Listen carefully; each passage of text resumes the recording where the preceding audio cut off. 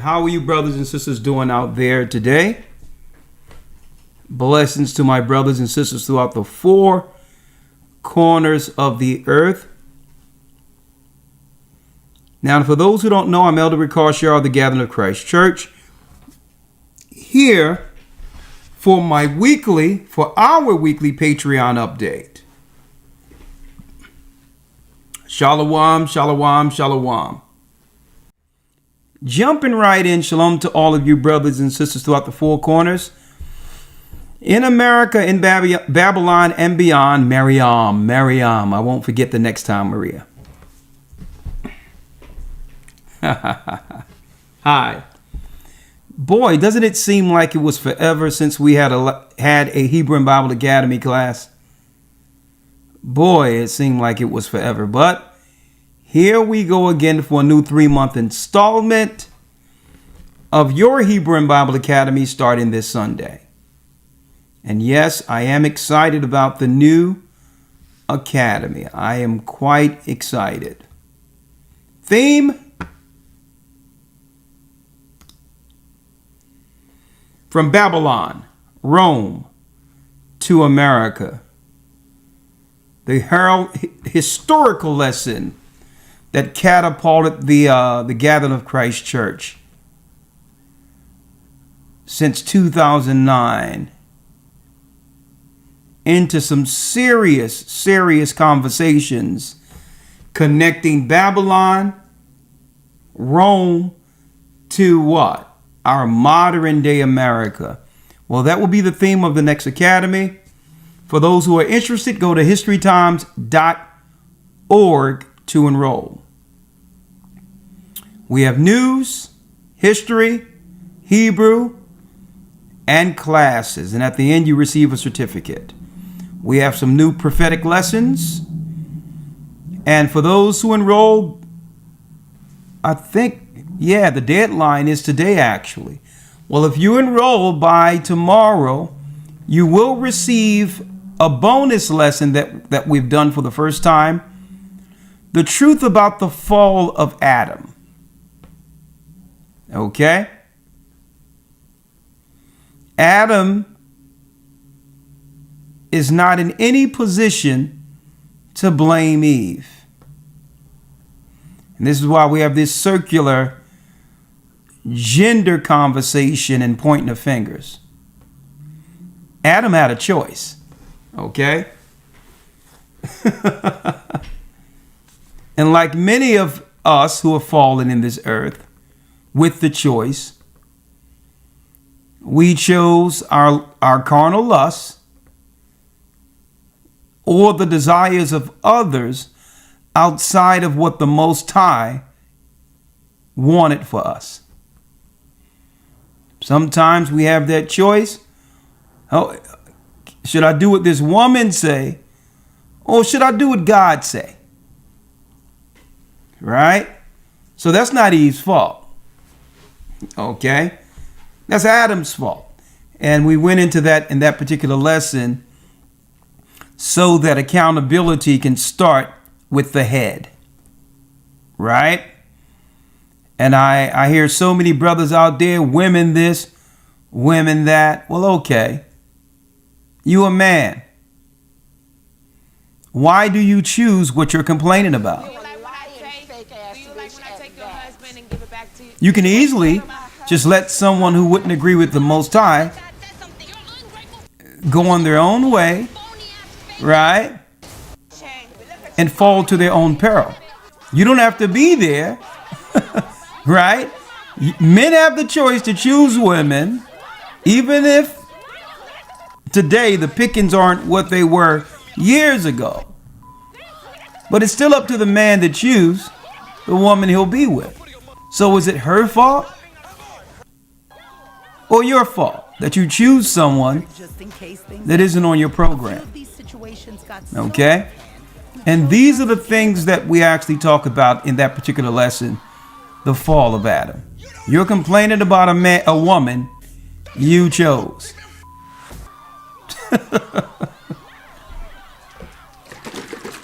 So the Adam and Eve curse continues because no one is willing to take onus. Adam isn't, neither is Eve. This is why we came up with this lesson, the fall of Adam.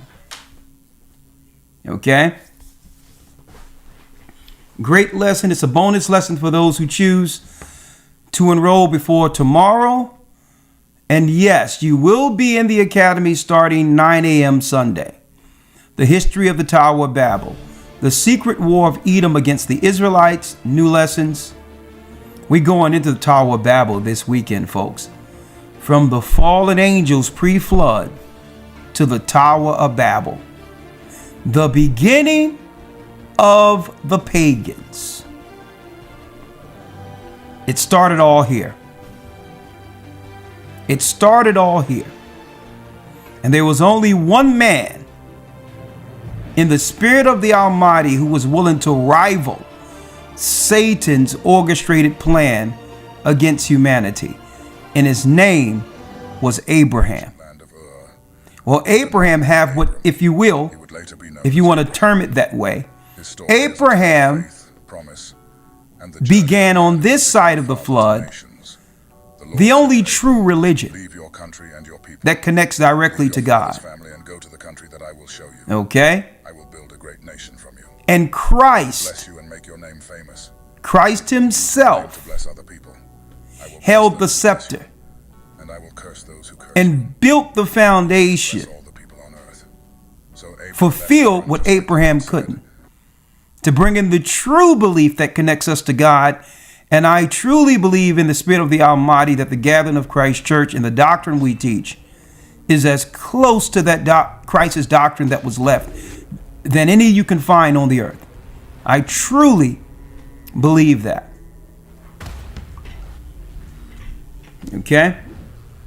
The history of the Tower of Babel, the secret war of Edom against the Israelites, the desolation of abomination, how to calculate time according to the Bible. They changed time, or they thought to change time, but how can you change time when God began it?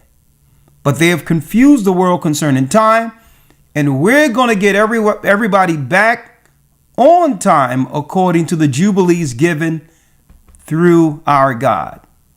It's in the Bible the whole time, how to calculate time. A nest above the stars, Satan's space program, Elon Musk, anyone? The final battle of Armageddon will be the final lesson. That and more. Brand new lessons in this academy. And of course, we're going to deal with covenant under fire. Will marriage stand? And of course, in that particular lesson, I would be amiss if I didn't bring in the injection of science leading to transhumanism,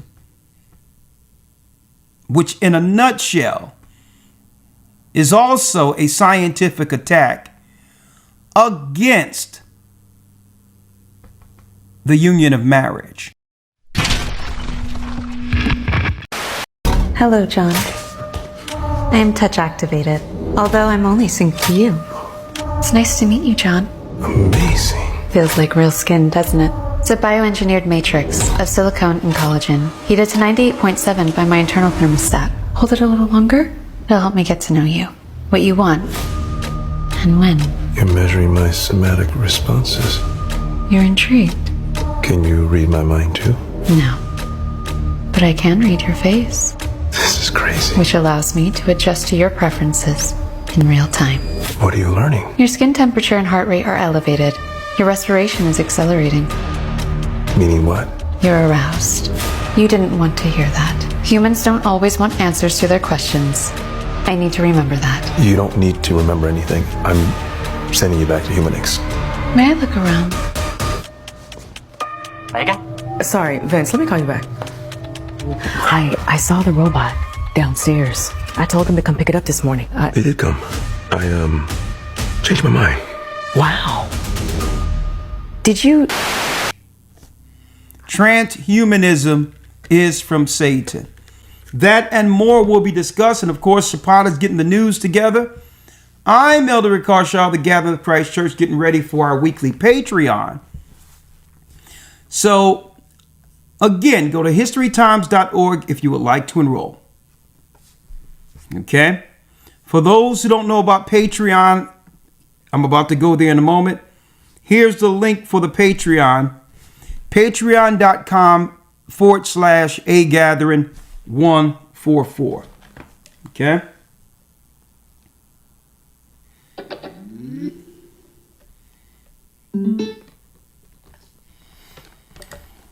Go to historytimes.org to enroll for the Academy. Congratulations, Marianne. Congratulations. Patreon.com/agathering144 for those who would like to be a part of our Patreon. Speaking of Patreon,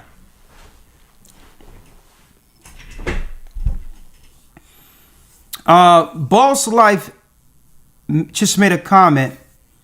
Elon Musk said that no more cell phones. Brain chip is coming.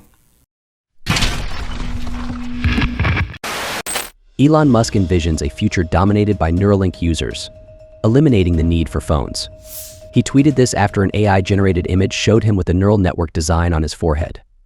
Neuralink, Musk's neurotechnology firm, recently implanted its brain chip in a human for the first time. The recipient, Noland Arbaugh, paralyzed from the shoulders down, showed promising recovery. Neuralink is now seeking a second participant for its clinical trials. Arbaugh shared his positive experiences, highlighting the transformative impact of technology on his life. Do you think Neuralink will be able to cure all physical diseases? Will phones not exist in the future with the introduction of brain chip technology? Right on point. It's in line with what we're going to talk about today on Patreon. Many have taken the mark of the beast. Will you? And I would be amiss. We would be amiss if we didn't discuss a lot of the news right now that the mainstream news isn't covering. Okay? I would be amiss if I didn't discuss the fact that there's hearings going on right now, brothers and sisters.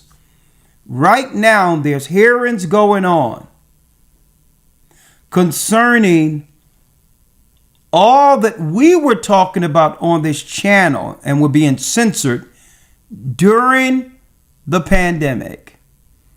And there's hearings happening right now. Man, they're actually, brothers and sisters, telling the world some of what's going on with the adverse effects for those who chose to get the jabby jab. We're going to go into that within this particular. We're going to go into it on Patreon, right? Of course, with the scriptures also. But I need y'all to hear what doctors as well as legislators are saying, folks, concerning those who decided to take the jab, right?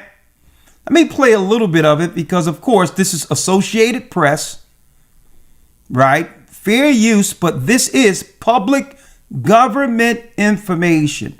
Let me give you a couple of minutes on what they're actually admitting right now. And guess what? I don't have to say anything. They're telling the government. The governments are explaining and exposing all those that were behind pushing that stuff. On top of that, they're also pointing out the people who are getting targeted. They made sure, according to these quotes, not my quotes, that they were going to first go after the low-hanging fruit.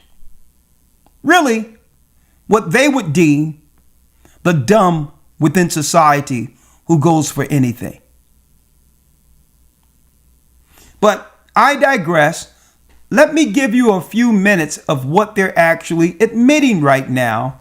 Fair use. And I'm going to actually go over it in more detail on Patreon.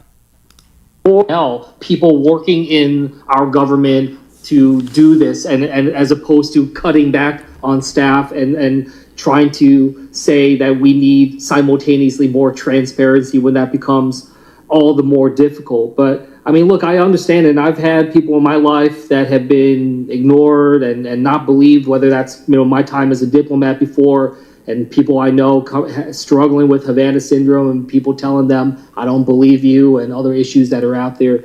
But we should always have that system in place.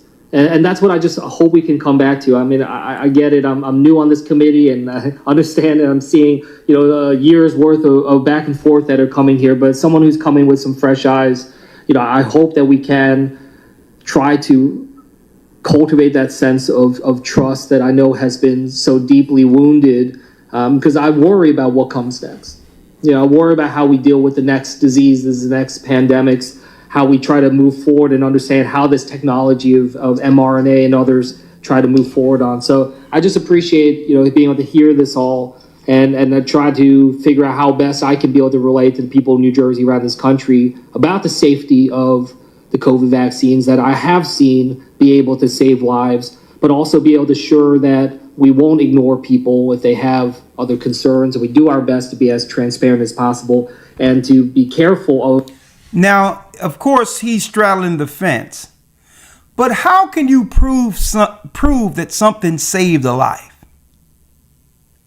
I need y'all to think about that for a second. If someone is living and was living before they took this, what type of data someone can prove it's because of this you're still living? You see how backward that is? Oh, you living, so it must have worked. So how do you quantify how that had any specific part in saving a life? How do you measure that? So when they say it saved lives, how can you prove that? So you have to really listen to these guys, but there's some key information here I want y'all to hear. Your viewpoints ignored. You were called a conspiracy theorist, a spreader of misinformation, somebody who didn't know what they were doing, by people who didn't even take a science class in high school. And yet you're a doctor and you're completely ignored. Let me ask you, Dr. Vaughn, real quick question. How many children under the age of 5 years old died of COVID? So very, very few. Actually, theoretically, a healthy child under 5, there wasn't any. So it's basically zero. Yes, it's How about under statistically the zero. age of 10? It's still statistically zero. 15? When you get up 15? into the 15, 16, I mean there is some. So under 15, none. Yeah. Pretty much none. Statistically, yes. All right, so I'm confused because Governor Green said he held the children who would have died from COVID, but that's crazy because evidently nobody died of COVID who was under 15. We're talking about, but see, that's the confusion. See, when we talk about COVID vaccines and then we stick in other vaccines, we get off topic because COVID-19 wasn't about measles. Now, Dr. Thorpe, do you think, good idea or bad idea, that you should close schools? Bad idea. Now, Bad idea. Now, why? I mean, kids can learn at home, can't they? They can learn very well at home, but at school, they will have the opportunity to develop. By the way, folks, we're going to look at this in detail, and I'm going to let it play over on Patreon. But folks, this is what they're talking about while the mainstream media has been distracting the world with how many bottles of baby oil was found in P. Diddy's home. See how it works, folks? Even though I didn't know baby oil was illegal to have, is that contraband? But anyway, who cares if he had, I don't care if he have a gas tanker that fills up gas stations backed up into his home with baby oil. We should be focused on this. Right? See how they do it? Buster, schools I did not want to close, and But we you tried- did. Actually, I was not governor at the time. But you were lieutenant governor and you were the point person. Do you think the governor made a mistake in closing schools? We reopened the schools as soon Did as you we think could get he the made a teachers as soon as- mistake? Well, if Do you I think he can, made a may mistake? I answer the No, no, but question, or is just- the senator going to filibuster No, me, no, sir? no, you're going to answer my direct question or just say I'm not going to answer you. No, I'm gonna Do answer you your think question. it was a good idea? Yes or no, the two choices in this answer. Do you think it was a good idea to close schools? Simple answer. Just give me a yes or a no. As we had COVID surging through our society because there was massive spread from children to adults, we were waiting to make sure the teachers So let me get this straight. You sacrificed the lives of children because maybe they would spread something that you don't know to adults. You thought that was a good idea. No, that's not always it. Actually, it's your party that's trying to close our schools and get rid of the Department of Education. So we do have So we're not differences of politicizing opinion. this hearing. Okay, No, we're moving on. You said my governors and other governors that close schools, which is a politicization Look, of the issue. when I'm in Hawaii and I'm having a hearing before you, you can interrupt me. When will. you're here before the United States Senate, you're not going to interrupt me. Moving on. So here's the next question for you. Show me the science that said that when I walked into an airport in Hawaii, and I wasn't, I didn't want to tell you because it's none of your business whether I had a COVID vaccine or not, or tested positive or not, because that's also none of your business. Where's the science where I had to quarantine for 14 days? Tell me the science behind why you locked your residents up and did not allow them to go grocery shopping, why you closed your beaches and your parks. I would love you to put that science into this record because you can give me the nice, happy talk, but those were terrible decisions. And what COVID highlighted more than anything else, by the way, it's why I'm here. I ran for the United States Senate, not because I had this deep desire to be a government politician, but because I was so incensed by the arrogance, by the ignorance, by the lack of common sense among our elected officials that we needed different kinds of people here in Washington, D.C. and other places. So, Shall I answer those questions, Chairman? no, there was no question for you. That was just a There were statement. several questions. No, You asked about why a 14-day quarantine. You asked Yeah, about what's what the the airports. science? Sure, what's the science? 14-day quarantine. Because not 12, not 16. Actually, I asked for 5 days, just so you know. So what was it? Was there a dartboard? No, it was 5 days because that was the amount of time from symptoms to transmission. So why 14? The 14-day was before we had the So 14 wasn't scientific, just to be clear. 14 days was how long it took for people to get over the disease, and people were still shedding virus through that period, and that's why you do use science and I use science, but you didn't like science for Hawaii. But we did have the test, and we did have the test to enter Hawaii, so people could make a choice, an informed choice, and they did. And then they didn't have to quarantine at all. Just to make sure you know that, because I think you have your facts wrong. And also, I didn't close the beaches. That was the mayor of Honolulu and not me. So just, it is important that you get the facts right if you're going to be a political official. So it's what you're saying. It wasn't me, it was the other guy. No, it was me who ran the COVID response. Zero accountability. Dr. McCullough. I'll take more accountability if you give me more time. I'm done with you, Governor. Thank you. Thank you, sir. So Dr. McCullough, quick question for you. Just completely objectively. Look, I went to business school. I was not a doctor. So I'm going to truly objective. I want to pause this for a second. Using your most subjectiveness here, did the vaccine stop the spread of COVID-19? No. So then let me ask you one simple question. We'll go down the line. You guys can answer it. It'll be my last question. So if COVID-19 did the vaccine, the injection, did not stop the spread of COVID, why is it that Joe Biden was misinformation? I didn't even know what he was talking about. I had never heard that term before in academic medicine or in important deliberations. That's November 19th, 2020. What was he doing? He was using an old communist propaganda technique. He was attempting to gain leverage over me before a word ever came out of my mouth. We should never have our public servants ever try to gain leverage over anyone who is coming to Washington to help the nation on an important issue. As introduced, I'm an internist, I'm a cardiologist. I believe I'm the most published individual who's ever testified on matters related to COVID-19 in any of these hearings. I've seen and examined more patients I've examined more data, and I'm one of the most published people on the topic in the world. And as a cardiologist, I can tell you, my role in this was to fight disease, preserve life, and above all, do no harm. Do no harm. Now, the topic today is myocarditis or heart damage from the COVID-19 vaccines. I'm a cardiologist. I know the topic well. I've examined thousands of patients with this problem. Thousands. Before the pandemic, I had 2 patients ever with this problem. There's 1,065 papers in the peer-reviewed literature on COVID vaccine myocarditis. So let me summarize them for you. The first one that came on my radar screen that was alarming came from Washington University in St. Louis, August 18th of 2021. The first author is Verma and colleagues. New England Journal of Medicine. 42-year-old man comes into Washington University Hospital with vaccine myocarditis. The infection is ruled out. It's the vaccine. He's in the hospital. This is one of our best hospitals in the United States.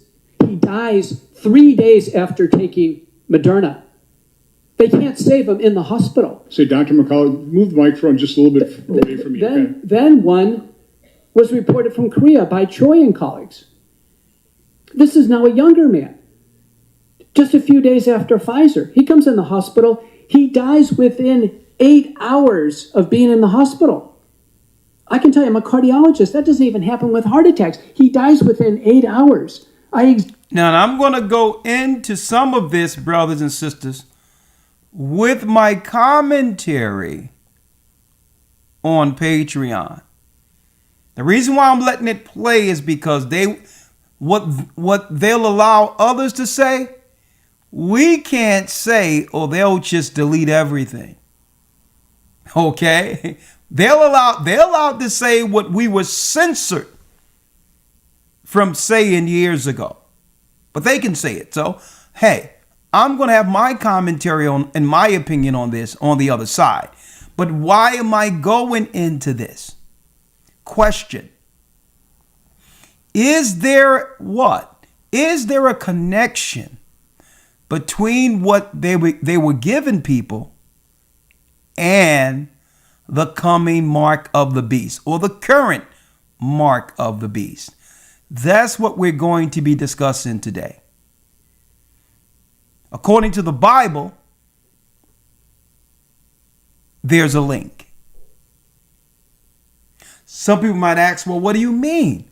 According to the Bible, Elder Ricard Shar, there's a link. Well, you have to understand that in the Bible, the book of Revelation, the 13th chapter, it says, you will not be able to buy or sell unless you get that mark of the beast. Okay, we're here today from Let the UK Live, Let London Live, and a whole lot of other groups in Aldi Shop and Go, Greenwich, where they are insisting on nobody can buy anything here unless they download an app and join a digital currency regime. I've attempted to buy some strawberries and he will not accept cash. These places must be closed down, because if we don't close them down, they'll come all over England and UK and the world, and then we will not be able to have our freedom with cash. So get in touch. Keep cash. Keep cash. Keep cash. Keep cash. And resist. Defy. Do not comply. I'm going to buy some strawberries, and I'm offering exactly the right amount of money here on the help desk. So you people take that money, £1.90, and I will take my strawberries outside. You can't take that. You can't take that. Police is on their way. You can't take that. Police is on their way. You can't take that. I paid by legal tender. No, don't break the door. Do not break the door. Don't. I paid by legal tender, and I am going out with my strawberries. And I'm going to eat them. I'm going to eat my strawberries. I paid by legal tender, in this dystopian place. Yeah, we have no duty to check out. Okay. Brilliant. Absolutely brilliant. Because you should be able to, One you should be for able you? to spend, yeah, all right, one here, cool. You should be able to spend wherever you want. This is an absolute joke. You want one, mate? Thank you. Right? Now, and of course, we know the medical procedure that we just went through isn't the mark of the beast itself. But everything the Bible stated, not being able to buy or sell, not being able to communicate or socialize or be barred out of society, stores closing down and all these others, being shamed by loved ones because you choose not to get a medical procedure. That whole psychological operation is a pretext to what the whole world will experience when the mark of the beast is rolled out.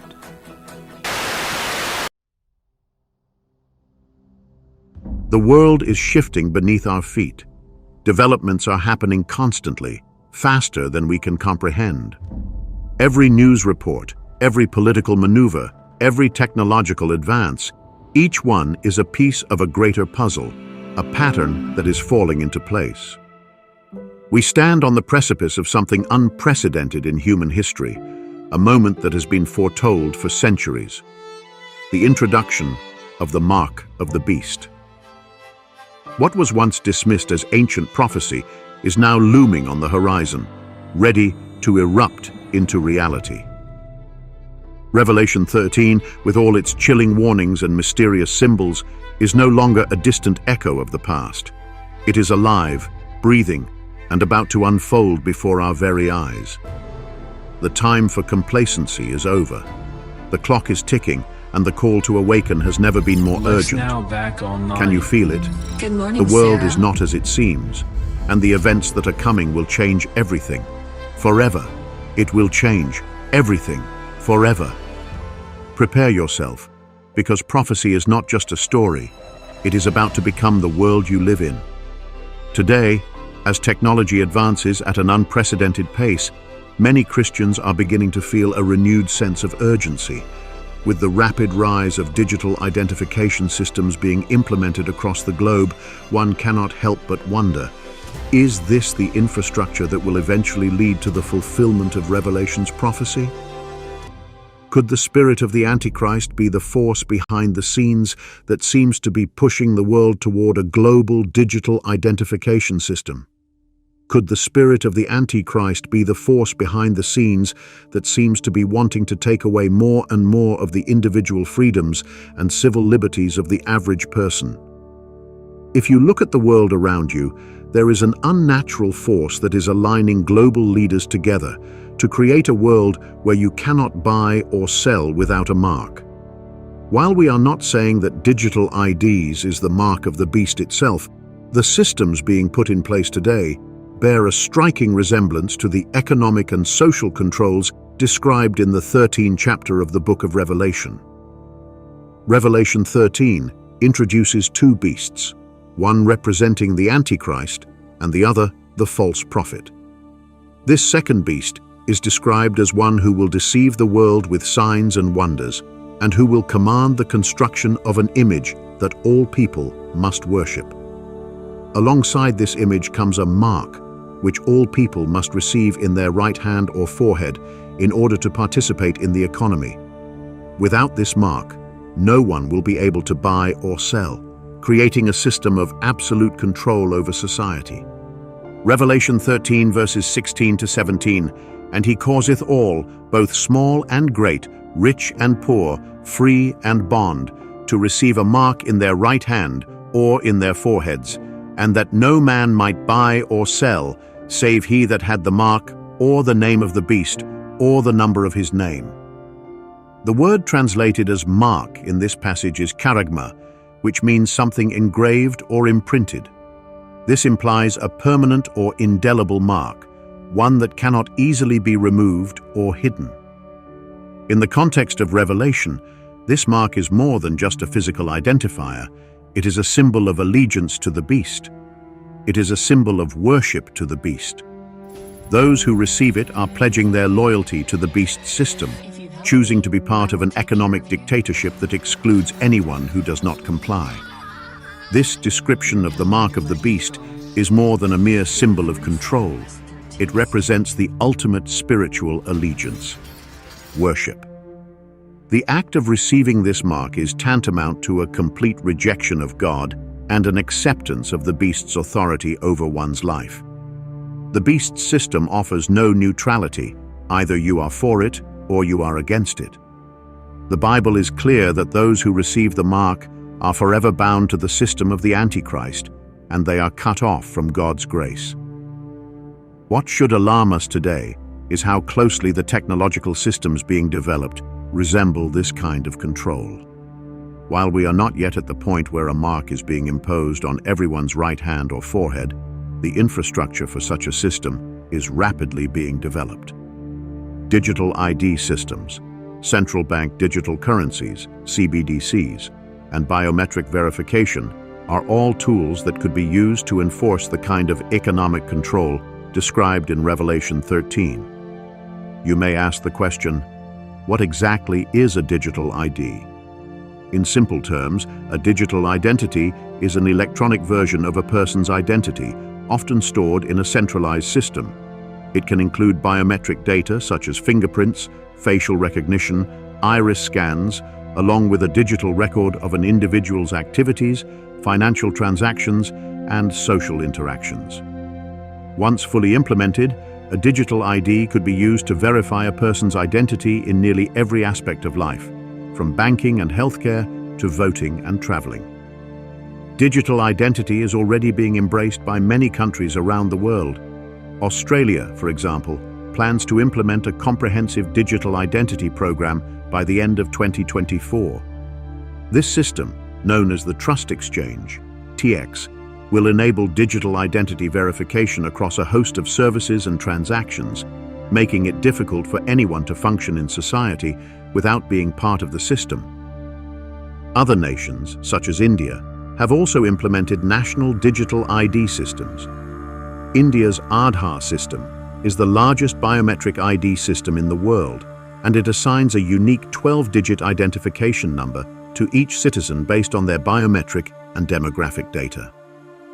With Aadhaar, individuals can access government services, open bank accounts, and even make purchases, all tied to their digital identity. The global push for digital ID is being driven by influential world leaders and global entities.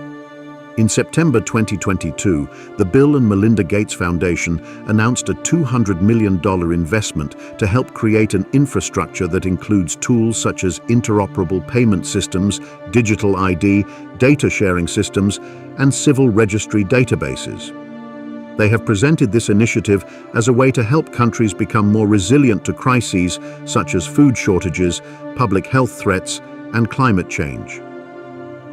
During the World Economic Forum's annual gathering in Davos in January 2023, former UK Prime Minister Tony Blair spoke openly about the importance of national digital infrastructures, particularly in the context of monitoring who had or had not been vaccinated.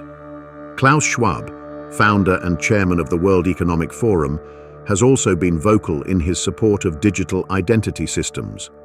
Schwab envisions a world where all people are digitally identified, allowing governments and corporations to track, trace, and monitor the activities of individuals in real time. These developments are often presented as positive steps toward greater efficiency, security, and resilience in times of crisis. But we must ask ourselves, at what cost? World leaders truly pushing for a digital ID that will give them unprecedented knowledge and control over every aspect of our lives, from banking and healthcare to voting and traveling. Are we willing to sacrifice our privacy and autonomy for this system? Ask yourself, why do these world leaders so desperately seek godlike control over our lives? It is because the spirit of the Antichrist is already at work in the world. Once digital identity is tied to a person's financial accounts, medical records, and social behaviors, it can be used as a means of control. A government or corporation could easily restrict access to essential services or funds based on whether a person is deemed compliant with certain policies or rules. This is not merely a hypothetical scenario. Similar systems are already being implemented in countries like China. I respect China's achievements, which are tremendous over the last over 40 years. I think it's a role model for many countries, but I think also we should leave it to each country to make its own decision what system it wants to adopt. And I think we should be very careful in imposing systems. But the Chinese model is certainly a very attractive model for quite a number of countries. I think it's a role model for many countries. Where a social credit system determines a person's access to jobs, loans, and even travel based on their behavior and political beliefs. China's social credit system monitors every aspect of a citizen's life, assigning them a score based on their actions. Those with higher scores are rewarded with privileges, while those with lower scores are punished, losing access to financial services, travel, and even education for their children. We must be wise as serpents and harmless as doves. The spirit of the Antichrist works subtly and slowly, drawing the world into its web of control. Through gradual acceptance of convenience, we may unknowingly be laying down our rights and freedoms, which will eventually give way to total control. This is the path that leads to a system where allegiance to Christ could cost us everything, even the ability to function in society. As believers, we must approach these developments with a sense of urgency. We cannot afford to be complacent or naive about the direction in which the world is heading. While we must be careful not to jump to conclusions or propagate unfounded theories, we also cannot ignore the signs that are unfolding before our eyes.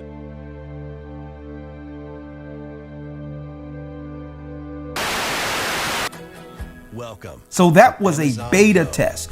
That was stage 1, ground zero, for what the world will experience when the mark of the beast is rolled out. Take whatever you like. So there is a medical component to this, because why? You're going to have to go to your DMV, your doctor's office, or the supermarkets where you have food to get the mark of the beast administered into you. How does it work? Or you can go to a tattoo parlor. Deep learning algorithms. Okay? There'll be private doctors and hospitals with licenses to administer the mark of the beast. Well, guess what? The pandemic allowed all of that infrastructure to get set up so that when it's rolled out, you'll already understand where to go.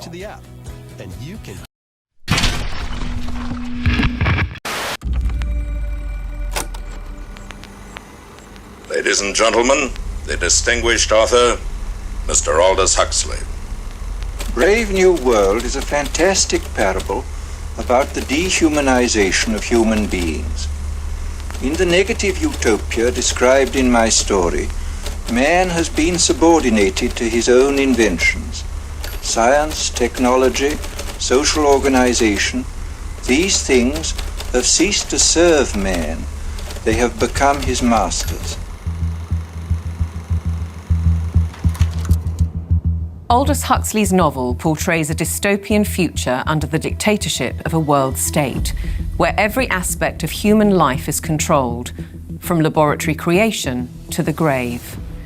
He described the story as fantasy, but later wrote, "The prophecies made in 1931 are coming true much sooner than I thought they would. The nightmare of total organization has emerged and is now awaiting us, just around the next corner." With the rise of brain-computer interfaces and biometric sensors and so forth, all the bodies, all the brains would be connected together to a network, and you won't be able to survive if you're disconnected from the net. All life on Earth is going to be radically changed. It's a fusion of the physical, the digital, and the biological world. It's changing who we are. These people have gotten to the point now where they are openly anti-human. Everything will be monitored. The environmental consequences of every human action. They cannot happen without digital ID. Once the digital ID is in place, it's game over for humanity.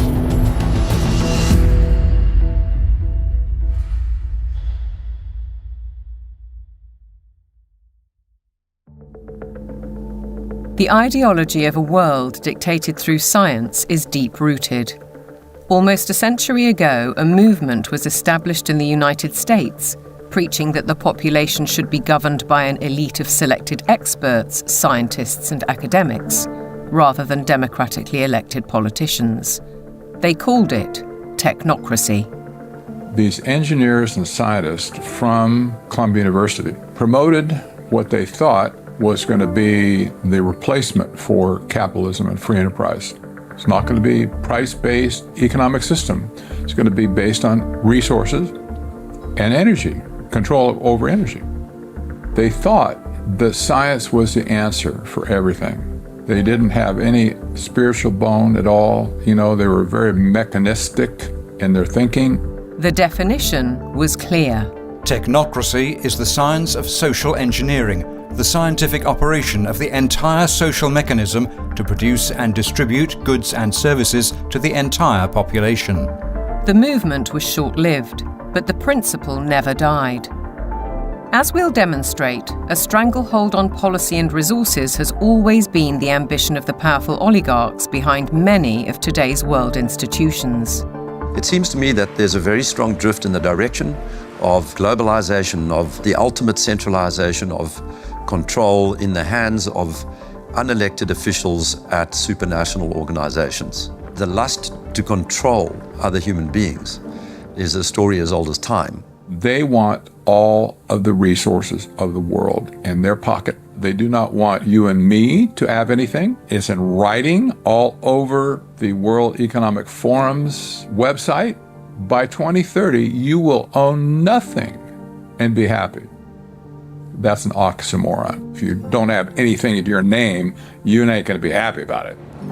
The World Economic Forum may have called that infamous phrase a prediction, but it translates as a statement of intent on behalf of its global power brokers. The bigger picture is that an attempt is underway now to collapse liberal democracy and replace it with global technocracy. What I call an omni-war is now underway, which is to say that the transnational ruling class is literally, it's not a metaphor, is literally at war with the rest of humanity and has weaponized everything that it can. This is a coup. They can remove the power from the parliament and the legislative branch and consolidate it into a monetary system which has complete control.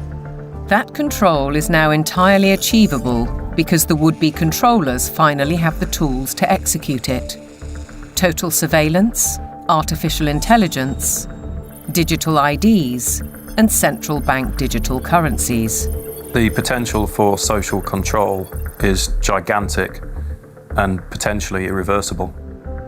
What our experts are describing is a world commanded by an exclusive group of bankers and industrialists, affecting every aspect of our lives. What we eat, what we can buy, where we travel, where we live, and all bypassing democratically elected governments. You could be forgiven for thinking this is a grand conspiracy theory, but please consider this. The term conspiracy theory has become one of the most successful propaganda terms of all time in closing down discussion and debate. It's a thought-terminating cliche, but nevertheless, it's surprisingly effective when you try to calmly present evidence in a factual and reasoned manner. In this film, we will present evidence that the global takeover is not only possible, it's actually happening, and has been decades in the making. They plan to commandeer land, reduce farming, and radically change the food we eat, transform the supply of electricity, and then dictate how we use it, and replace currency with a system of credits under their control. It's a classic template. To win the war, take control of food, of energy, and of money. And here's the key. All three strategies are built on the premise of a climate crisis caused by carbon dioxide, a gas that is actually vital for life on the planet. So what if the whole carbon narrative was one gargantuan lie? A political maneuver to establish their brave new world. A big lie is a lie which is told on such a scale that ordinary people simply would not imagine it to be possible. People with empathy can't fathom that a group of people would organize and engineer this kind of mass atrocity to get where they want to go. It should come as no surprise that financial kingpins are calling the shots. And it's certainly no conspiracy theory when banking executives spell out their intentions.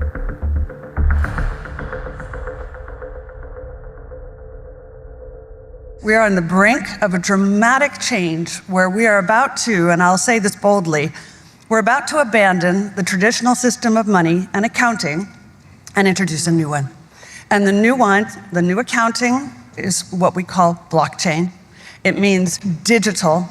It means having an almost perfect record of every single transaction that happens in the economy, which will give us far greater clarity over what's going on. It also raises huge dangers in terms of the balance of power between states and citizens. We are shifting to a new financial system, but the general population is not shifting to a new financial system. It's shifting to a control grid.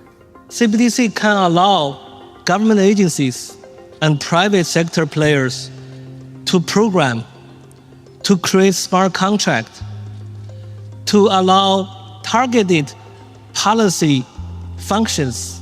For example, welfare payment. For example, consumption coupon. For example, food stamp. By programming CBDC, those money can be precisely targeted for what kind of people can own and what kind of use this money can be utilized. A key difference with the CBDC is that central bank will have absolute control on the rules and regulations, and also we will have the technology to enforce that. They're saying we can control with rules. We don't need currency anymore. And so it's no longer a financial system or a currency system. It's purely a digital concentration camp. It's a slavery system. When Catherine Austin Fitts talks, we should listen. She's a former high-level investment banker in New York and held senior office in the first Bush administration in Washington. There may be 1,000 models of how it could work. But essentially, you will have, whether it's a banking account or a credit card, and it can be turned off and on. So my incentive system is not you go to work and work hard and you get money. My incentive system can be based on how you behaved in the last 5 minutes, on a 24/7 basis. CBDCs, as the name suggests, would be issued by central banks like the Federal Reserve in America and the Bank of England, not by high street banks.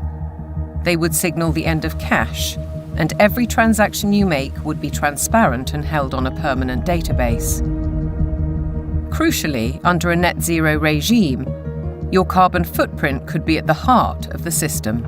We're developing, through technology, an ability for consumers to measure their own carbon footprint. What does that mean? That's where are they traveling? How are they traveling? What are they eating? What are they consuming on the platform? So, individual carbon footprint tracker. This can be the infrastructure for a carbon credit system. It's totalitarian control, and if people don't become aware of it now, it's going to be too late to backtrack from this. It's a ratchet system where it's very difficult, if not impossible, to backtrack. But why is now the time for change? Because the system is in crisis. It entered crisis in 2019. Mark Carney, he talked quite openly about how the international monetary and financial system had entered profound crisis and was effectively on its last legs. If you study the history of how the central bankers designed technocracy, essentially when they created the Fed, they said, look, this can't last forever. we're going to need, at some point somebody's going to get hip to this game. We're going to need another system. And I will say this because I used to be part of that group. I was born and bred to be a central banker. They plan ahead hundreds of years in advance. Predictably, the money brokers seem to hold all the cards. As a subtext, does the ruling class need to protect itself as artificial intelligence threatens mass unemployment? And what will happen to our existing assets if the banking system is collapsed and money disappears overnight? I never understood why they would put supermarkets. No checkout. No, seriously. I mean, put drugs in supermarkets. Those used to be two separate businesses, folks. Why would you put vaccines or drugs in a supermarket if it's not connected?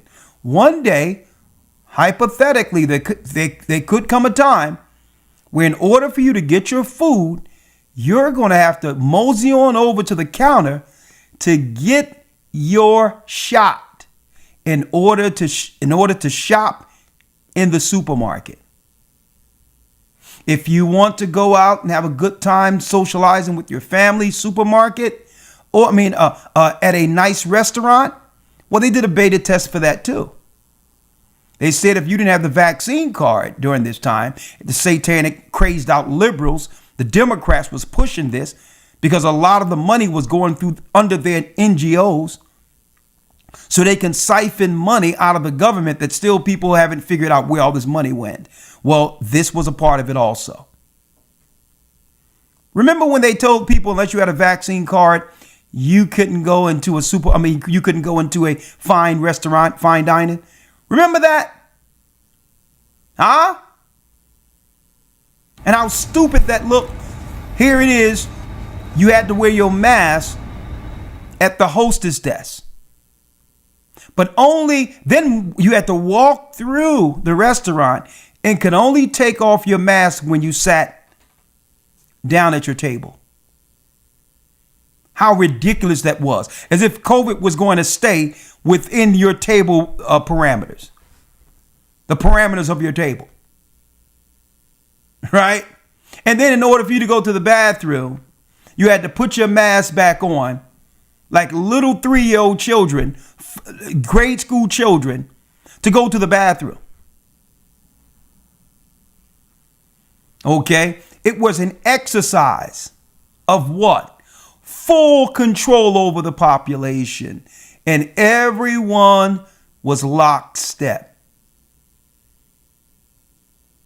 And here's the crazy part about it. They could not have done anything unless the citizens complied or carried the water or was fearful based on what they were saying on the television. They would have to wrap the whole thing up if people didn't agree with it. If everyone kept their stores open and everybody kept going back and forth and interacting with people because you had the freedom to. They would have had to try something else. Put that money into an S&P 500 and reinvested the dividends, you'd come up with something like $17 billion. But folks, wait till you hear the percentages of numbers of people who died, not before the vaccine rollout, but after it was rolled out. We're going to go over that. Now, why did I title this? Many have taken the mark of the beast. Reducing their transmission to other people and allowing many have taken the mark of the beast already. Will you? Why did I title it like that? Well, look at this. You get almost no infection going on. And I'm going to show this. I will show this on Patreon. Already, brothers and sisters, already. How many?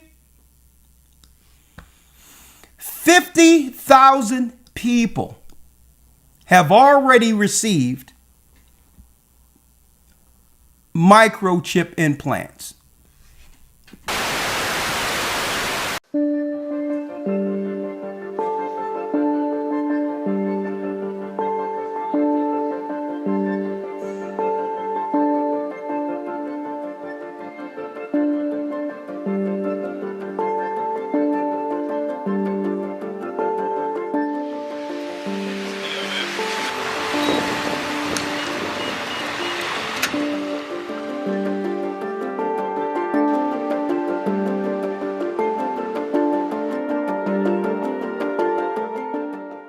Implants are a very versatile technology that can be used for many different things. And right now, it's very convenient to have a COVID passport always accessible on your implant.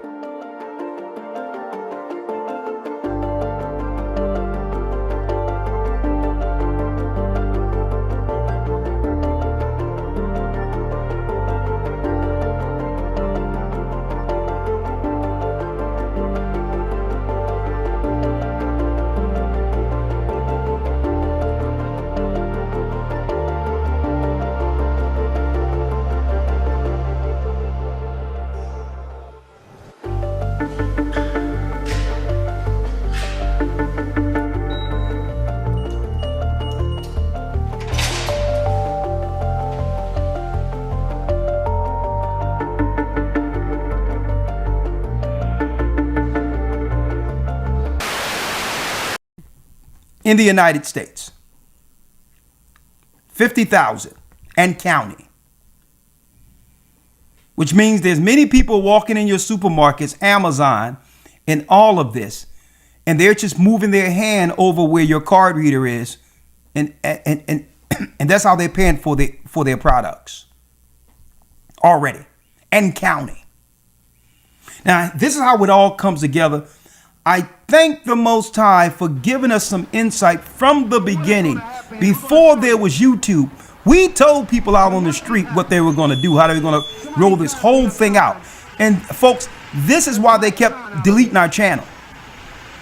Because they was wondering, how could these people, these black people from the ghetto, who've been educated under our schools, how were they able to put all this together even before the technology had been rolled out?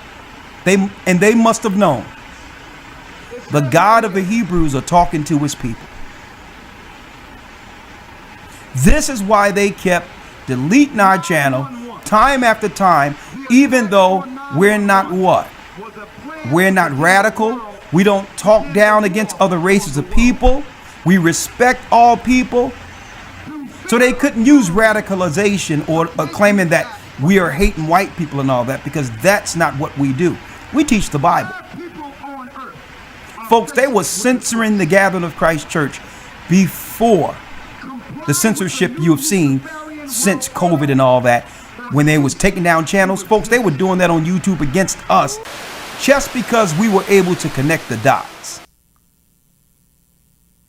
We told people years ago, don't go for this terrorist crap they're telling you. How can they claim Arabs are terrorists and all this others when they're letting Arabs erect mosques in every major city? Right where I live, every place I see, there's mosques and Arabs. And this was after September 11th, 9/11, 2001. This was even after that. I'm seeing all these Arabs. I'm like, come on, man. Terrorism isn't what they're claiming it is. They're putting religious extremism on the books to stop the children of Israel from ever identifying with themselves. When we start claiming we're Israelites, then they're going to start claiming religious extremism. And they use what? Arabs to pivot off of them to direct their evil, their evil concentrated system against the awakening. It was never about Arabs. Arabs can come over here today, jump off a camel, get on a plane and come over here and get more than a black man can receive right now who built the country. So it was never about Arabs, folks. It was about putting something on the books against us. And I told people years ago, they're going to pivot to Israelites as a terrorist. Watch. Because this is one thing the synagogue of Satan can't control. They're in control. Let me tell you, there's Zionist controllers over the right-wing evangelical Christian system. Okay? There's Zionists over that.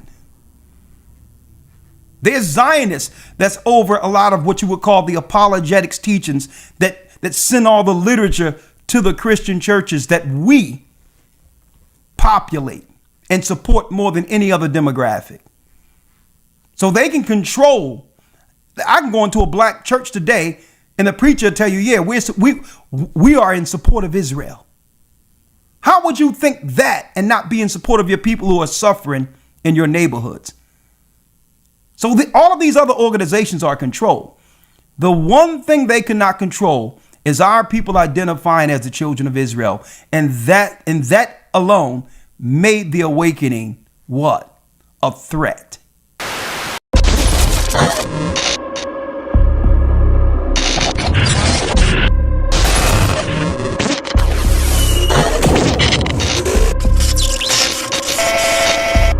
It makes it seem as if they know more than everybody else.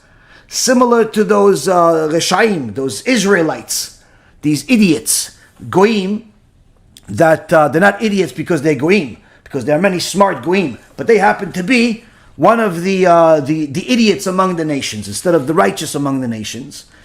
Now these idiots have been making a bigger stink lately. I had a few people send me messages about them and say, oh, this is concerning anti-Semitism. Kanye West is talking about the Israelites. Now I know these morons from years ago. I remember when I lived in New York, you always had one of these Amaleks in the middle of the street wearing something that he bought from a costume store, and he's yelling and screaming the New Testament, but he's pretending as if he's reading the 10 Commandments from Mount Sinai, and he's reading it in English because none of them know Hebrew. And, yelling at everybody that they're the righteous, they're the original Jews, they're the ones, and the Jews of today are fakers, and so on and so forth. Now, of course, at that time that I saw them initially, I didn't know anything about Judaism. So there's not much to argue here. I just knew they're idiots because just the way they behave. Today, Baruch Hashem, after Baruch Hashem, I've had enough time to learn enough that they're morons. Why are they morons? Because their entire premise of everything in regards to being an Israelite and the original Hebrews and they're black and all this racism, all of that can be crushed in literally just a few sentences. There's no need for a debate. I will never have a debate with one of these people because, again, they're violent people both verbally and otherwise. I will never have a debate with one of these people because, again, they're violent people both verbally and otherwise. I will never have a debate with one of these people because, again, they're violent people both verbally and otherwise. Because they don't have the people inside to control where it's going. The Catholic Church, the Christian churches in the black neighborhood have all been compromised. They've all been compromised. And I told people years ago how they was going to do this. They were going to start labeling Israelite terrorists. That's why I told these Israelites out there, y'all got to stop the old way, calling people names and all this. Let's grow up and use the wisdom of Christ to teach the knowledge of Christ. We don't need to talk down on other people to push the truth. I told people years ago, that's a childish way of teaching the Bible. Let the truth condemn. Let the word stand.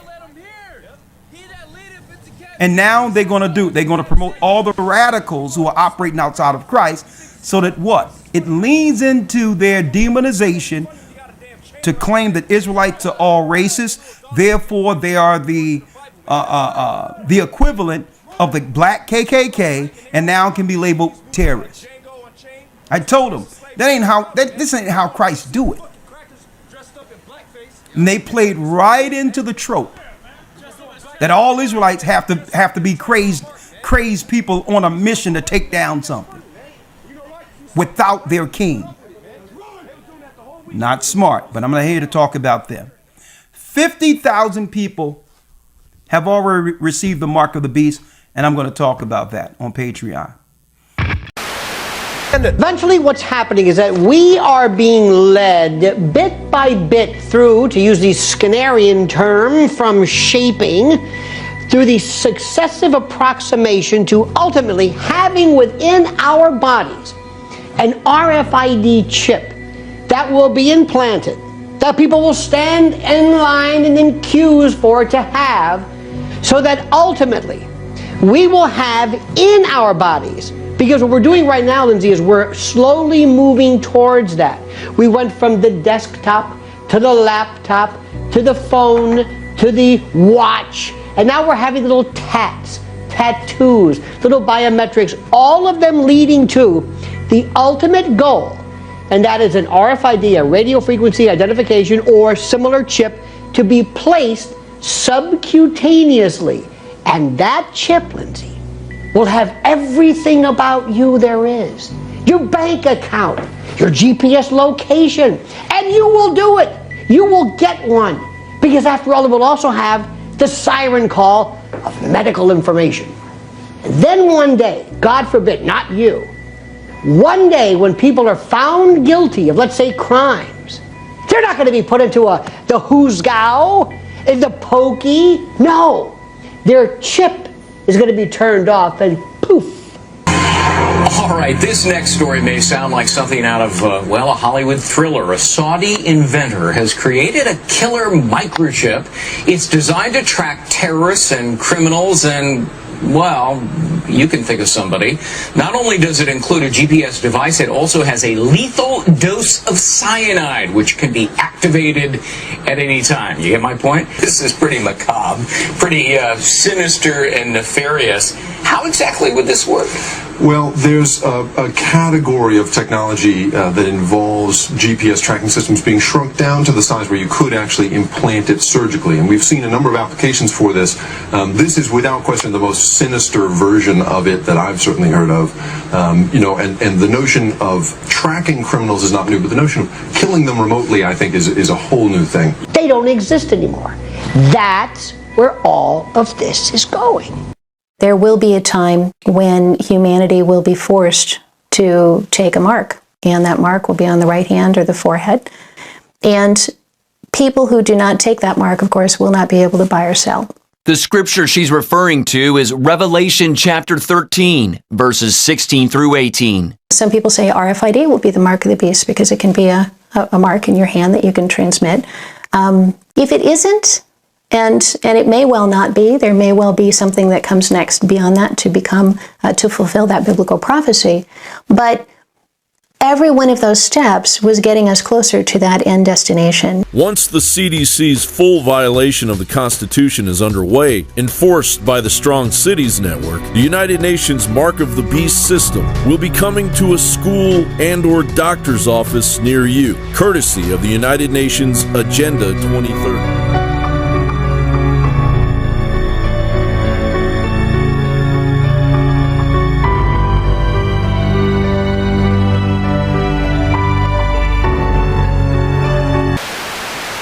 Why am I going here?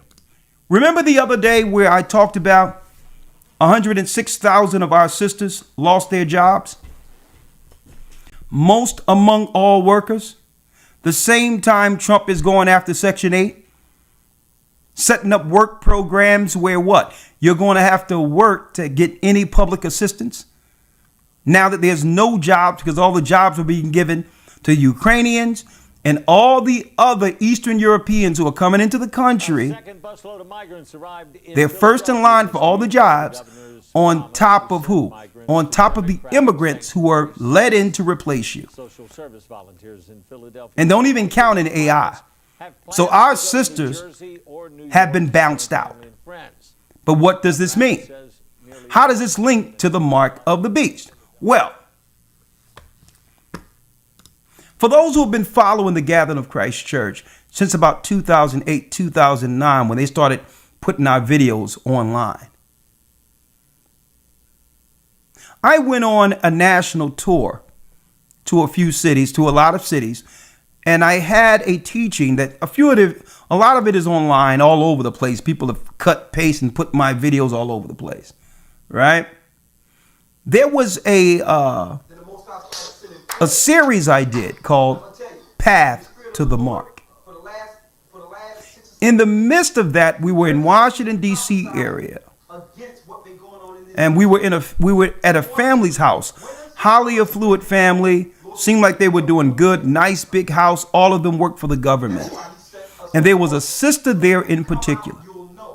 And I said, listen, they're going to roll out the mark of the beast, where you're not going to be able to go to the supermarkets. You're not going to be do anything unless you get this mark. And at that time, God's people are going to have to exercise faith. And this girl stood up right in my face. Right?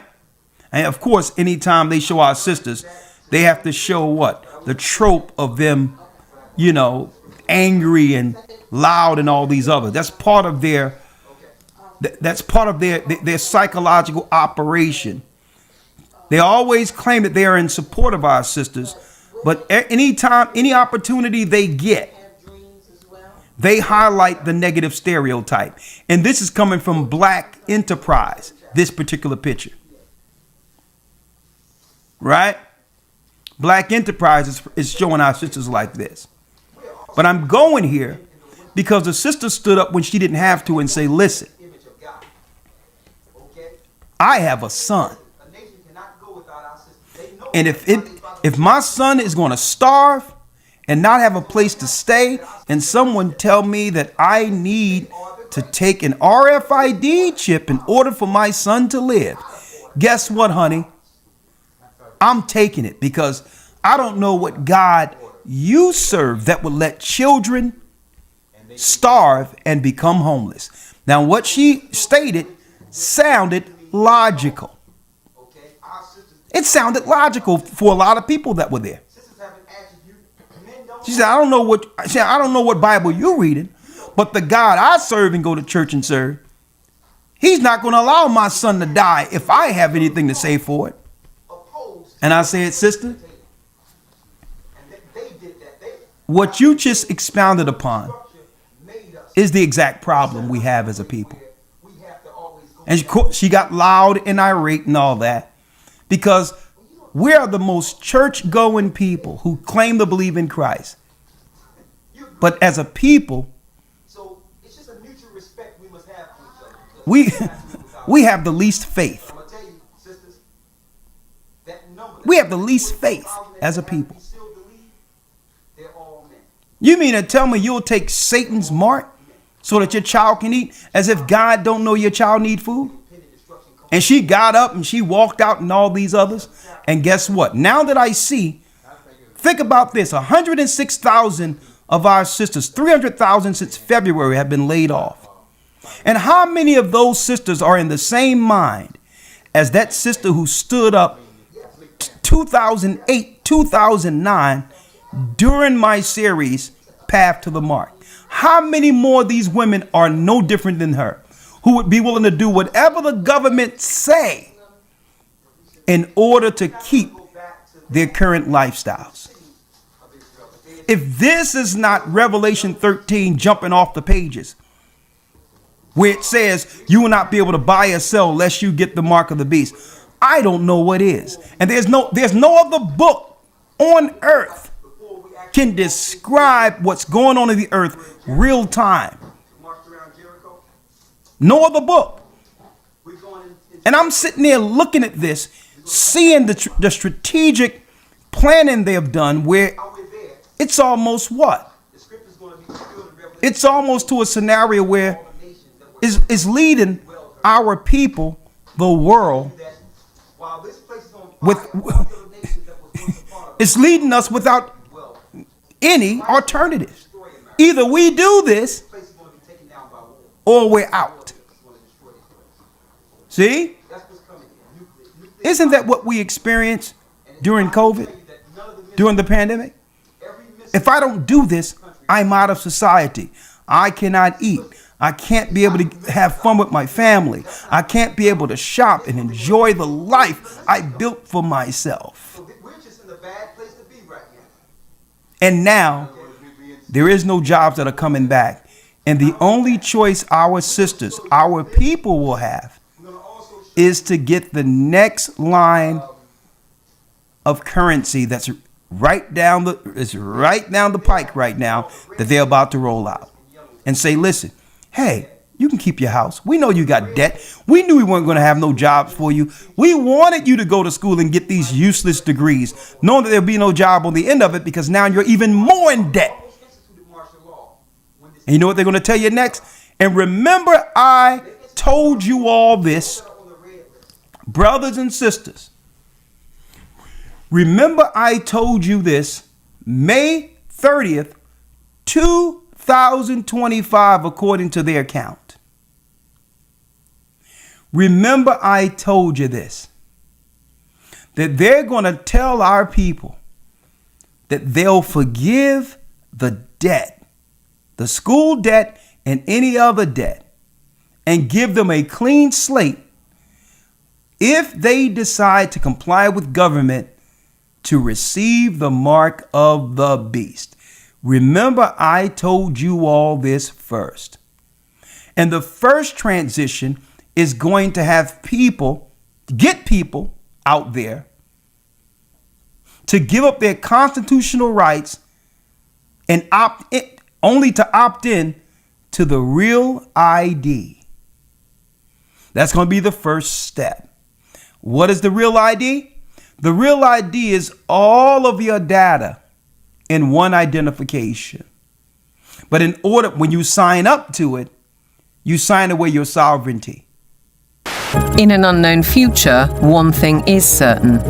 Digital IDs are essential to the project.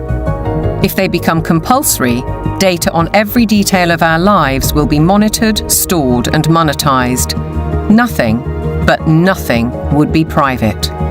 For younger people, often it's the case that they like technology, they're completely au fait with it, they enjoy it. So they don't see the dangers that technology can bring because, like a drug dealer does, you feed people, low levels of drug where it's all fun.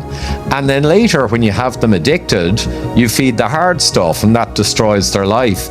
So in a similar way, all of this technology is currently pretty much nice, but when the central bank digital currency comes in and the control comes in and the censorship systems, then the younger people will realize all too late in many cases that they've walked themselves into a trap.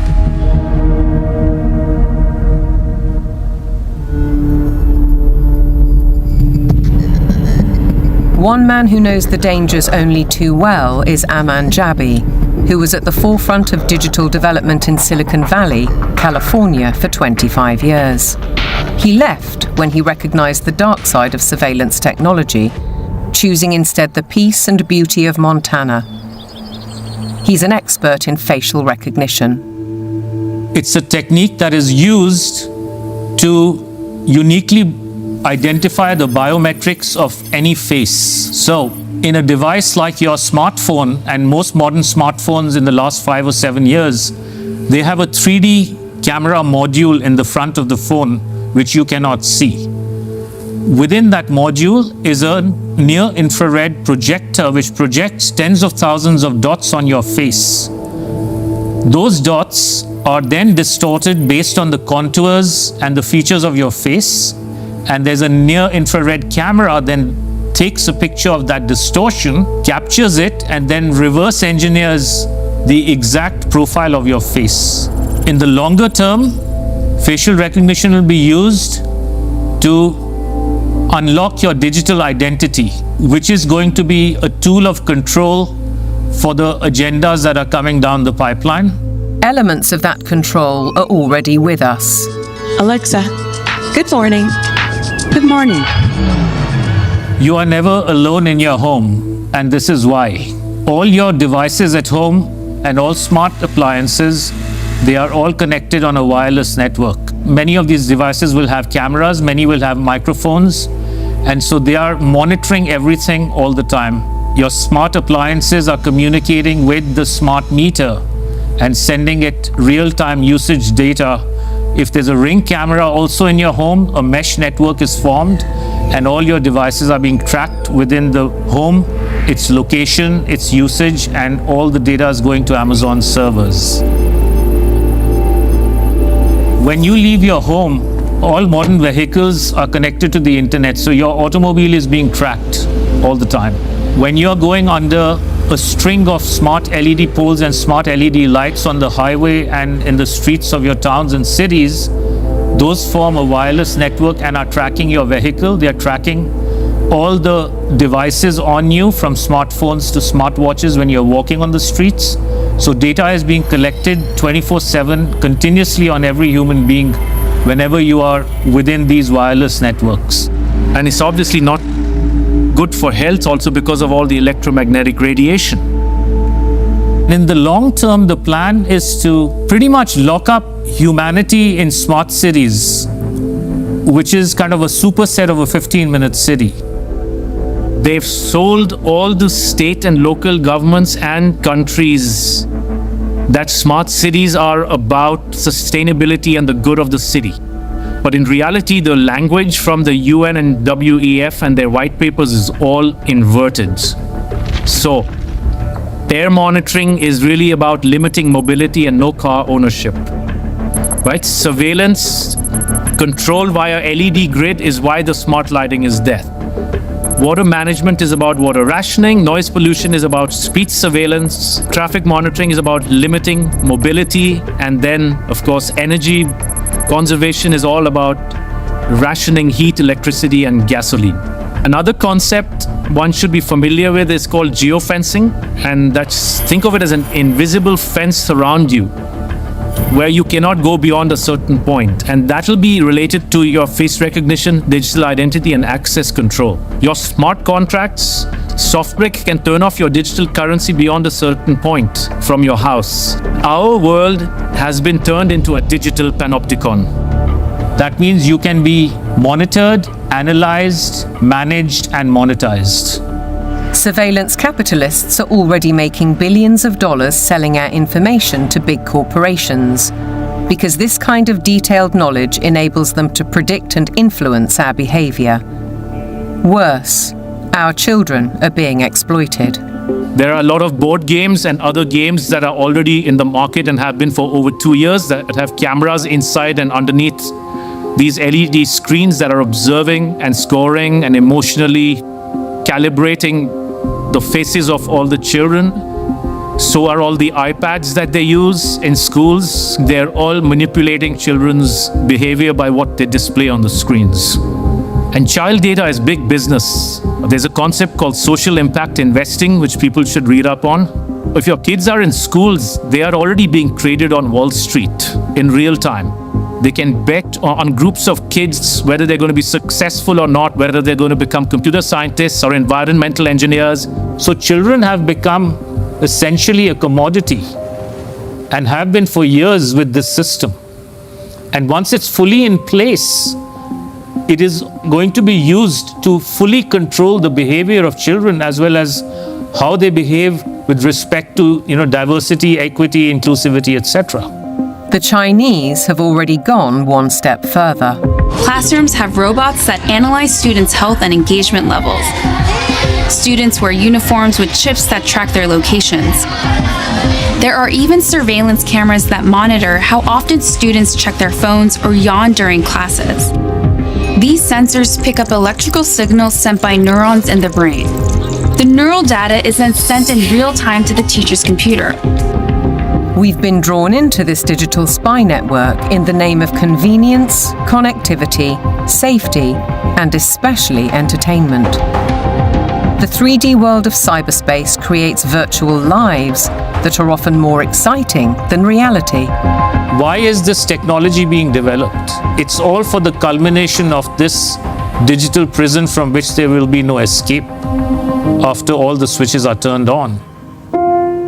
The critical switch would be the introduction of those digital IDs and central bank financial control, a world of zero trust. Zero trust is based on a simple principle. Never trust, always verify. Zero trust is a protocol that is implemented by cybersecurity companies. And what it really means is we don't trust you and you have to prove who you are all the time, 24/7. So think of it as going from a world of implicit allow to default deny. In tomorrow's world, once zero trust is implemented in, say, retail, everything will be behind plexiglass doors with a 3D camera, and it'll only be unlocked through your digital identity and facial recognition if you have the available carbon credits in your digital currency. If you've reached the limit of your allowance, it could be access denied. This would apply to fuel, to travel, to meat and dairy products, to clothes and other consumer goods. Because everything in life could be valued by its carbon footprint. Even access to the internet could be denied. So the new world of zero trust is really a world of locks. It's like an inverted prison. You are supposedly free to roam about, but everything you want to access is behind lock and key.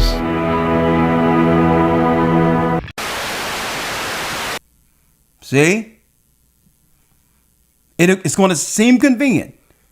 Your bank information, your identification, your medical records, your marriage certificates, any government issued paper will be within this particular identification.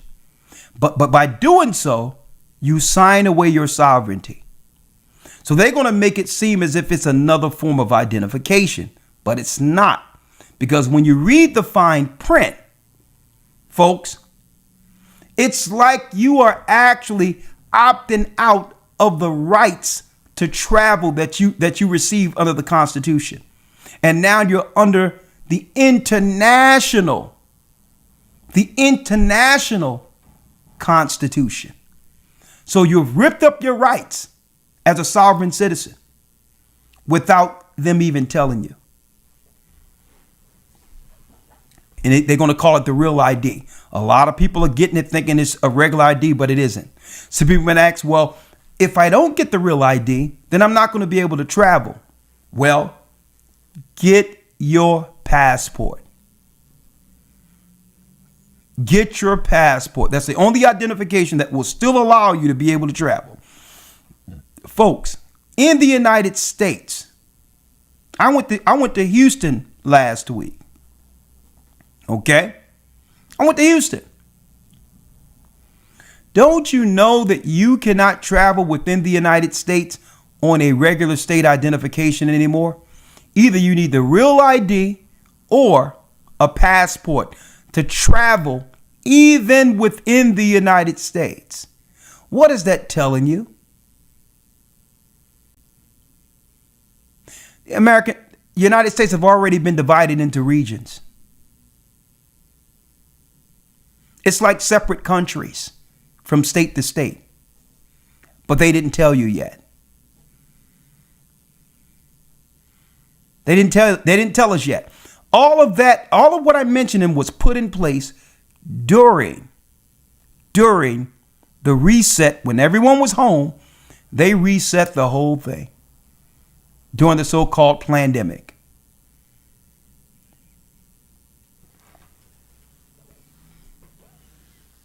Now, they done set the women up because women are over what? The decisions of the house. They're over the children. See? So now if you put the women out with no options, leaving them no options but to be homeless, how many of them are going to go down and line up for this RFID, folks, for the mark of the beast? Give me a percentage. I think about 90%. Or guess what? More will line up to keep their house, to keep SNAP, and to have an opportunity for a work program with limited jobs that they'd be willing to go out and get chipped to sustain their life. And not only that, the same thing with the vaccinations, where the children couldn't go to school unless the parents vaccinated them. Well, guess what? It's going to be a necessity where it's not just you, mama. You got to bring your children down like you got them vaccinated. They must be chipped too. And guess what? Satan will clean your slate. Now, before I go over, I'm going to talk about the real ID, mass surveillance state. I'm going to deal with that on the other side.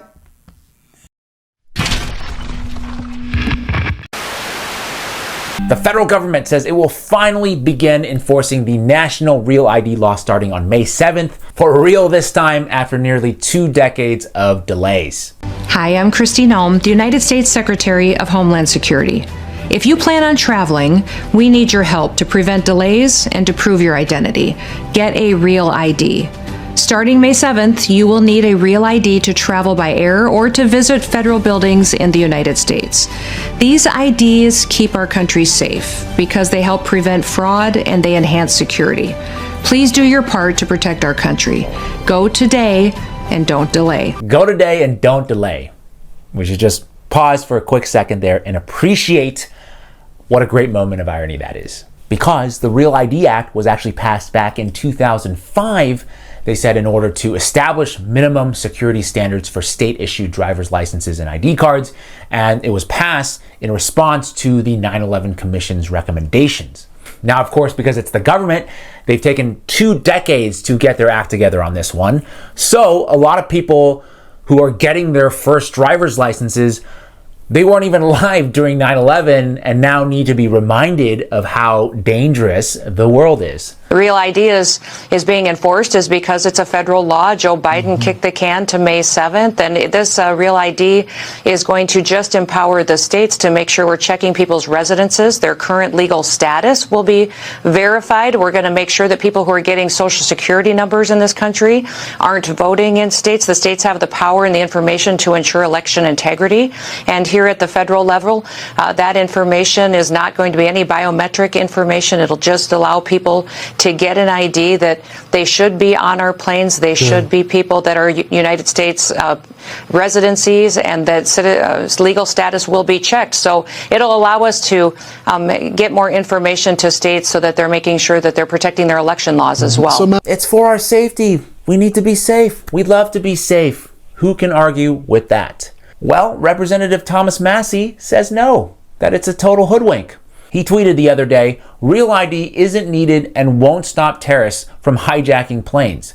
Most of the 9/11 hijackers held Saudi, UAE, Egyptian, or Lebanese passports. He says that Real ID is a national standard and database of IDs that is primarily a tool for control of Americans, and that Trump should not enforce it. In another tweet, Massie also rebuts the claim about Real ID stopping voter fraud, saying, quote, if you think Real ID is about election integrity, you're going to be sorely disappointed. Someone has lied to you, or you're engaged in wishful thinking. The government, they would never lie to us, right? Well, technically, Massie is the government in this situation, but I think he's absolutely right. Real ID doesn't seem like it has anything to do with citizenship. In fact, you don't actually need U.S. citizenship to obtain a Real ID. DACA, TPS, and foreign workers on temporary work visas all qualify for Real ID. So what the hell is going on here? Well, back in 2005, the ACLU warned, quote, by centralizing our personal information into one giant data repository, the logical extension of a standardized driver's license, the Real ID Act presents many of the same privacy dilemmas as the Patriot Act. Both make it easier for the government to find out about you, your medical information, what you read, who you see, without any evidence that you're up to no good. Yeah, so if Real ID doesn't help improve safety, doesn't improve election integrity, if it doesn't actually secure a country, then it starts to look like papers, you know? Governments, past and present, forcing citizens to carry papers, who can go where, who are the good people, who are the bad people, who has spoken out against our government, or more accurately nowadays, other governments. It's actually funny how much they, meaning the media, or in this case, definitely the Trump administration, want us to hate a country like China.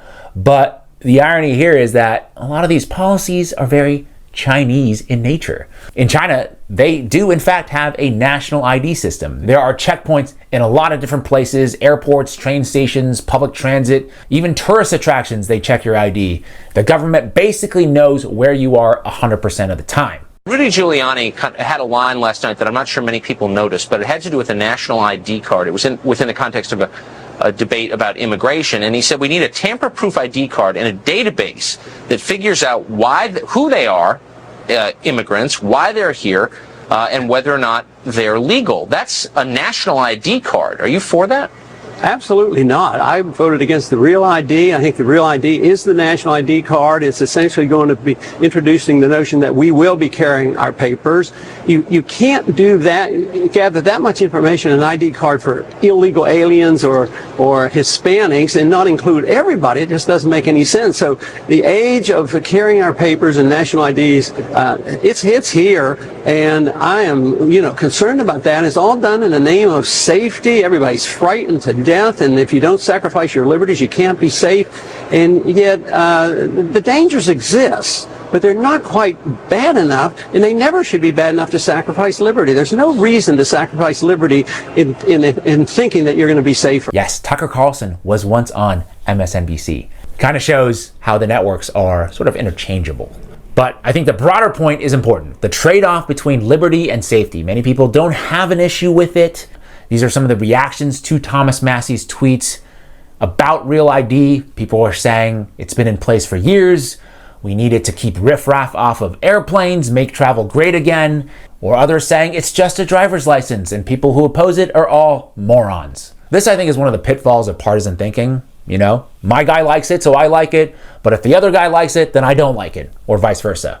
I'm going to do my part to try to break this habit. So let's go back again to Tucker and Ron circa 2005. So just sum it up for me in 3 sentences. If you get in an argument with someone about the national ID card, the response you're likely to get is, well, gee, the credit card companies have a lot of information on you and you don't feel like your liberty is being abridged because of that. Why is a national ID card a threat to liberty? Well, one is private and one is government. I don't want the government snooping on me. I would give my fingerprint to Continental Airlines, the airlines I fly, in order to get through the line and to be assured that I'm a safe passenger. But I don't want to do it with the government. The government is there to protect privacy, not to invade our privacy. Now our government, it does more to protect their secrecy, and they violate our privacy. So there's a big difference between a credit card company. If they violate our privacy, then you can use the government to enforce laws because they promise me to keep my privacy confidential. So there's a big difference. It's sort of like the government shouldn't have your medical records, but I as a physician can have access to your medical records, but I better not violate that competence. Amen. In the end, I think it basically comes down to whether or not you trust the government. If you do, you probably will think that Real ID is no big deal. But if you're skeptical, like me, then it's only logical to think that this is possibly a slippery slope towards mass surveillance hell. Let me know what you think. I'm going to also talk about what? Years ago, there was a I believe, a plant that was sent who tried to get our church compromised during the pandemic. There was a guy by the name of Matthew who I believe was almost a Manchurian candidate sent in by ops to try to get us associated with this guy that they sent in. Someone called me out of nowhere by the name of Matthew and said, Elder Ricard Shiar, I've been looking at your videos for a while, Elder, and it's going down right now. And I'm willing to send money to the church or whatever the case is, but I need to be baptized, right? He said, I need to be baptized. Folks, I said, brother, Elder Yarack is monitoring this particular stream right now. He can vouch for everything I'm saying here. Elder Yarack was in California. Matthew called me. He was in California or Arizona somewhere and said he needed baptism. I said, brother, he was a white guy by the name of Matthew. And I said, I will connect you with Elder Yarack in California. You can't make this up.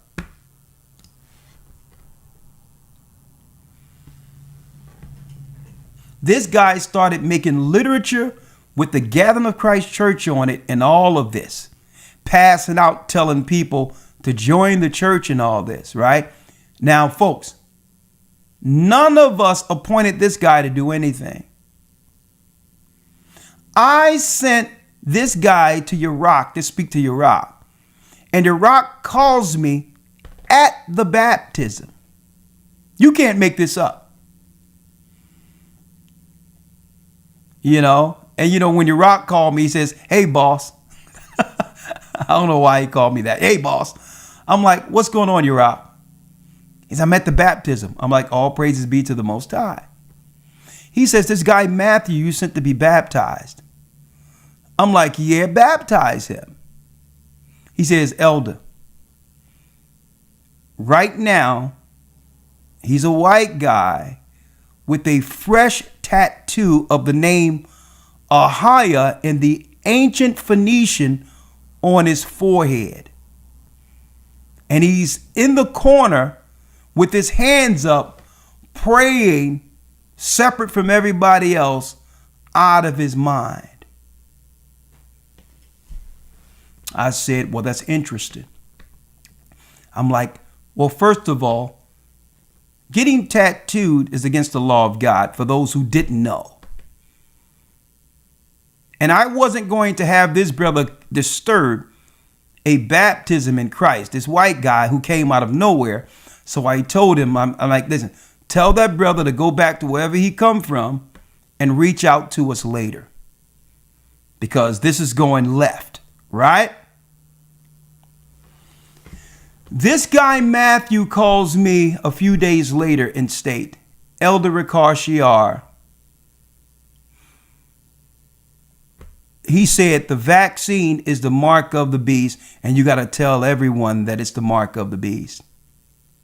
I said, "Brother, you ain't in no position to tell me what I need to tell the people. Okay? We get understanding through that Bible and the Holy Spirit.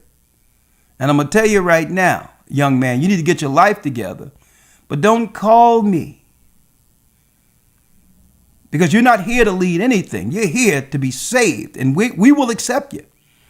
But let me tell you, don't you ever call me trying to claim that the vaccine is a mark of the beast and you want us to carry your water. You called me, young man. I don't know you. Right? So then he said, "Well, I gave a donation." I'm like, "Listen, brother, tell me where you gave a donation and we'll send it back right now." So you want me to, hold up. You're going to come to me and think that you can bribe the church into carrying your water to tell everyone that the vaccine is the mark of the beast? Are you out of your mind? Right? Folks, and I said, "You know what? This guy is an op." Brothers and sisters, look what we found on CNN. Fair use. We were out of town. We came back from Chicago. He was gone. Abigail and John Danian haven't seen their son Isaac since September of 2020. That's when they say he ran off to Hawaii to follow his so-called guru. I've known about the end times for many years. That guru, Matthew Mello. He goes by... That guru, Matthew Mello. Now, folks, this actually looks like a put-together production made for CNN. Here is the guy who called me to wanted me to carry his water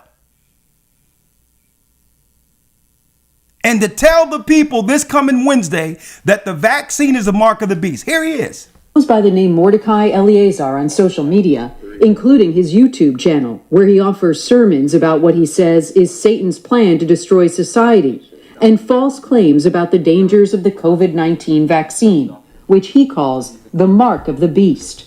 Today, people don't even know what the mark of the beast is. Those who do still don't. They think it's an RFID chip or something of that manner. Mello had posted mark of the beast. Now you see that?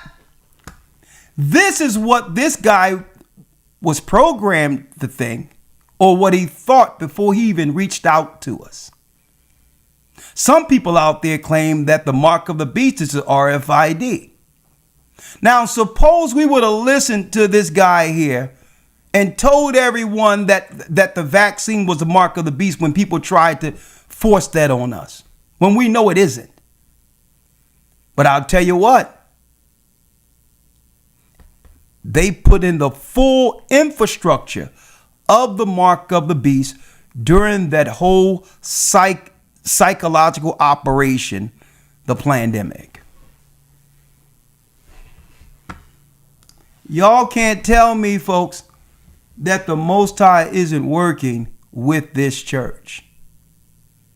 They sending ops and all of that.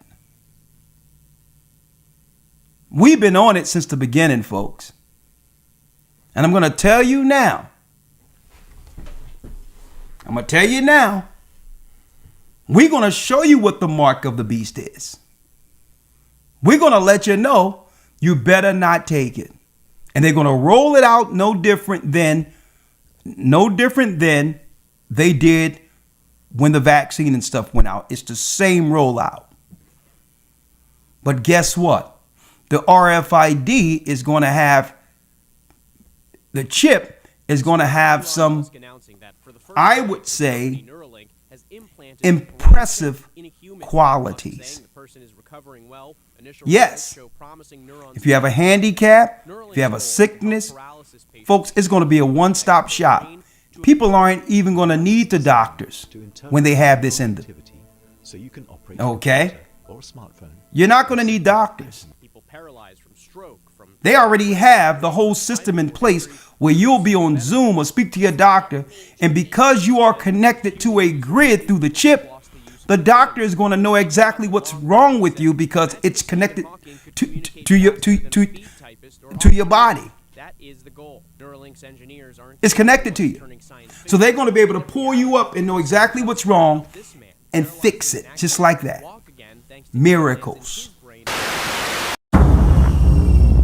As a quadriplegic, it must be frustrating for you, someone who liked to get things done with their hands. Here's the thing. 4 guys murdered my wife. If I could find these men, I'd do it. What if I told you I could offer you something that would enable you to walk again? I call it STEM, a computer chip that has the potential to change everything. It's a new, better brain. I am STEM, the system operating your body for you. Can anybody else hear you? No, only you. May I point something out? In the drone surveillance footage, Sir Brantner, Marine Corps, address 414 Citrus, Newcraft. We'll need a plan. I got this. This doesn't seem like a well thought out plan. I need your permission to operate independently. Permission granted! Thank you.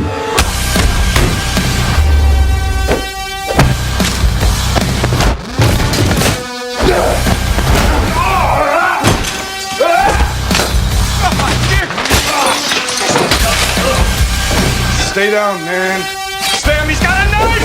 I see that. We have a knife too. You now have full control again, Gray.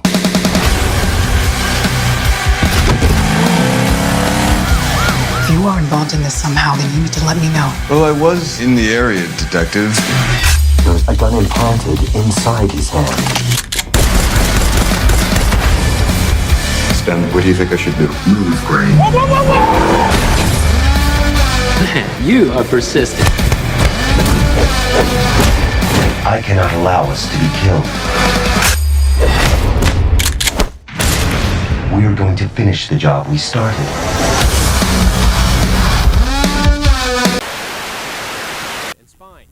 Handicaps is going to fix handicaps, all of that. And folks, this is the science that I told people even during the pandemic was already approved. Much more testing and research is needed before any kind of widespread use. So think about this. You get to keep your house. You get money in the bank, a stimulus. You get all of your debt forgiven. On top of that, if you have anybody sick in your house with a diagnosis, they're healed. How many people you think are going to be on for the RFID mark of the beast. See? But you must give up something in exchange for all of this. Your soul. That's why those who take the mark of the beast will not be accepted. Because now you become someone else. Instead of the Most High in your consciousness and connecting with you from on high, you're now connected to the beast. It's in your mind, it's in your consciousness. You're being controlled from the outside of you, and who you used to be will no longer exist. Well, that concludes my update on YouTube, but we're going to ramp it up on the other side with Patreon. Hope to see you over there. Patreon.com/AGathering144. Come over and join us as we embark on another journey exposing the truth concerning the mark of the beast. Shalom. Every day I wake up, man, I swear it's something new. Don't know what he got planned, but I know I'm gonna keep cool. The devil may throw his darts, but I shall not be moved. Gotta set my heart right if I want to endure. He never said that it'll be easy, but gold is tried in the furnace of adversity. Gotta see my Savior one day face to face. Went down in that water, came up, they said, welcome to the war. Ooh, through the furnace of adversity, proving to be who you're meant to be. The refined, the vine, glow you are. Just look up, it's gonna be okay. Trust the fact, you know he's gonna make a way.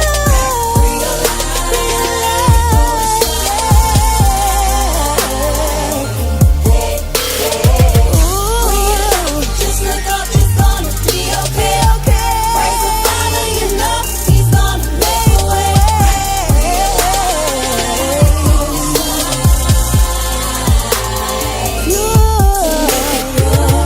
I can't take it, just won't make it. Don't wanna do this no more. Prepare thy soul for temptation, cause it's right at the door. Realize this is a test, you must succeed. Cleave to him deeper night and you will be increased exceedingly, abundantly.